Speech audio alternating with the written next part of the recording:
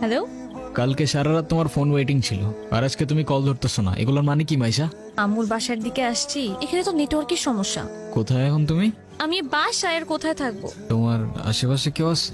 আম্মু আছে তো, বেশিক্ষণ কথা বলতে পারবো না। একটু বের হইতে পারবো আজকে? আরে না, বললাম তো আম্মু আছে, আমি কিভাবে বের হবো বলো? নীরব, আমি জানি তুমি আমাকে অনেক খারাপ ভাবতেছো। তোমার কি মনে হচ্ছে? কি ভাবা উচিত তোমাকে? তোমার পাশে তো তোমার আম্মু না। কোথায় তোমার আম্মু? আন্টি? তুমি ওর সাথে এভাবে কথা বলতেছে কেন? এ ভাই, তুই কে রে ভাই? মাইশা, তুমি কিছু বলতেছো না কেন? কি বলবো? মাইশা, তুমি চলো তো আমার সাথে। আমি বুঝতে পারছি ও তোমাকে ভুলভাল বুঝেছ। আর যাই হোক, আমি তো তোমাকে চিনি। আমি কথা দিচ্ছি, আমি সবকিছু ভুলে যাবো, তুমি আমার সাথে চলো। তোমাকে ডিসাইড করতে হবে, তুমি কার সাথে যাবা, আমার সাথে নাকি তার সাথে?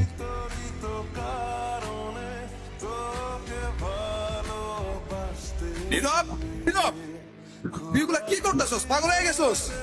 আমি তোর রাতে জীবনে সিগারেট পর্যন্ত দেখিনি, আর আজকে তুই কি হয়ে গেছিস ভাই? বাবার কষ্টের টাকাগুলো সব আমি নষ্ট করে ফেলছি ভাই। আমি কি করবো? আমি আর পারতেছি না ভাই। নাম কি ওর? মিনু। ওকে রাস্তায় ফেলে চলে গেছেন না? আপনার কি কোনো কমন সেন্স নাই নাকি? এত ছোট্ট একটা বাচ্চা, ওরা কথা বলতে পারে না, তবে নিজের চোখ দিয়ে ওরা নিজের অভিমান প্রকাশ করে। কখনো বোঝার চেষ্টা করেছেন সেটা? আরে অথই, তুই এনে আরে ভেবে বইলেন না, এই ছোট্ট একটা বাচ্চারে রাস্তায় ফেলে চলে গেছে। কেমন লাগে বলেন? মেজাজটা খারাপ হয় না? তার উপর আবার কোনো কথার উত্তরই দেয় না। আসলে ওর মানসিক অবস্থা তেমন একটা ভালো নাই। ও কি করতেছে না করতেছে ও নিজেই কইতে পারতেছে না।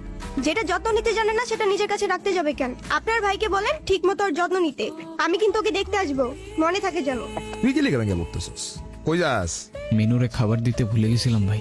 আমার এই কবুতরের নাম রাখছি লক্ষ্মী। হাই মিনি, এটা ওর জন্য। আচ্ছা অথই, এইটা হইতাছে আমার সম্পর্কে স্বাস্থ্য ভাই। আর নীরব, এটা অথই আমগো বাসার বিল্ডিং এর 5 তলায় থাকে। আসসালামু আলাইকুম। বিড়াল ভয় পান না? বিড়াল ভয় পাবো কেন? যারা বিড়াল ভয় পায় তারা আবার মানুষ নাকি? মিনুকে দেখে মনে হচ্ছে ও আপনাকে অনেক দিন ধরে চেনে। ওর মতোই আমার একটা বাবু ছিল, ও হারাই যাওয়ার পর আমি এত কাঁদছিলাম। আর খুঁজে পান নাই? আমি ওকে একদিনের জন্য আমার বাসায় নিয়ে যাই। আপনাকে দেখে মনে হচ্ছে ওদের অনেক ভালোবাসেন। ওরাই তো আমার ফ্যামিলি। একা থাকেন নাকি এখানে? ছোটবেলা থেকেই বাবা মা কি জিনিস আমি জানি না, বাবা মার ভালোবাসাটা কি সেটাও বুঝিনি কখনো। কেউ কেউ এই ভালোবাসাটা পায় না, আর কেউ সেটা পেয়েও সেই ভালোবাসাটার ভ্যালু দিতে জানে না। কফি নিয়ে আর কতক্ষণ বসে থাকবা? কিছু অর্ডার করবো না? ট্রিটটা কিন্তু আমার। আর তারপর আপনি ওর জন্য পড়াশোনা বাদ দিয়ে ব্রিজ থেকে লাফ দিতে গেছেন। এই যুগে কেউ কারোর জন্য মরে? মজা নিচ্ছো না? আপনি অনেক ভালো একটা মানুষ। নিজের জীবনটা কিভাবে শেষ করে দিয়েন না। লাইফ সবাইকে একটা সেকেন্ড চান্স দেয়, হয়তো আপনাকেও দিবে, সেটাকে ইগনোর করেন না। আমি জানি তুমি আমার সাথে কথা বলতে চাও না। অনেক বড় ভুল করছি নীরব। তুমি আমার সামনে থাকা সত্ত্বেও আমি ভুল মানুষটাকে চুজ করছি। আমি তোমার লাইফে ব্যাক করতে চাই নীরব, প্লিজ আমাকে ফিরিয়ে দিও না। Sorry, wrong number. তোমরা টেনশন করো না তো। নীরব, তুমি এখানে কোথাও যাচ্ছ নাকি? কোথায় যাব? তোমার এই অবস্থা কেন? সবকিছু ঠিকঠাক আছে তো? আমার কিছুই ঠিক নাই নীরব। রনি আমার লাইফটা একদম শেষ করে দিছে। তুমি কাউকে কিছু বলো নাই কেন? বলার সুযোগই পাইনি। ওর জন্য আমি আমার লাইফ, আমার ফ্যামিলি সব কিছু হারাইছি। বাদ দাও, যা হবার তো হয়েই গেছে না। ভালো থাকার চেষ্টা করো, জীবন অনেক সুন্দর। আমি তোমাকে ছাড়া কখনোই ভালো থাকতে পারবো না, এটা তখন আমি বুঝিনি। দুনিয়াটা কি আজব, তাই না?